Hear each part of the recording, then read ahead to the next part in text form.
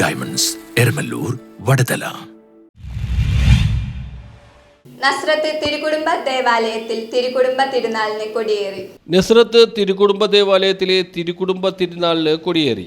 Reverend father Joseph Titus Kandathiparambil കൊടിയേറ്റ് കർമ്മത്തിന് മുഖ്യ കാർമ്മികത്വം വഹിച്ചു. ദിവ്യബലി, പ്രസംഗം, ലതീഞ്ഞ, പരിശുദ്ധ കുർബാനയുടെ ആശീർവാദം എന്നിവയും ഉണ്ടായിരുന്നു. റവറന്റ് ഫാദർ ആർദർ അറക്കൽ മുഖ്യ കാർമ്മികത്വം വഹിച്ചു. റവറന്റ് ഫാദർ റിൻസൻ കാളിയത്തിന്റെ പ്രസംഗവും ഉണ്ടായിരുന്നു. വ്യാഴാഴ്ച രാവിലെ 6-നും 7-നും ദിവ്യബലിയും തുടർന്ന് വൈകിട്ട് 5:30 ജപമാല, ദിവ്യബലി, ലതീഞ്ഞ, പരിശുദ്ധ കുർബാനയുടെ ആശീർവാദം എന്നിവ നടന്നു. റവറന്റ് ഫാദർ ലൂക്ക് പുത്തൻപറമ്പിൽ മുഖ്യ കാർമ്മികത്വം വഹിച്ചു. പ്രിയ മാതാപിതാക്കളെ, സഹോദരന്മാരെ, ബഹുമാനപ്പെട്ട വൈദികരെ, ബഹുമാനപ്പെട്ട സിസ്റ്റേഴ്സ്, പ്രിയ സ്നേഹമുള്ള പ്രസിദ്ധ സമൂഹം,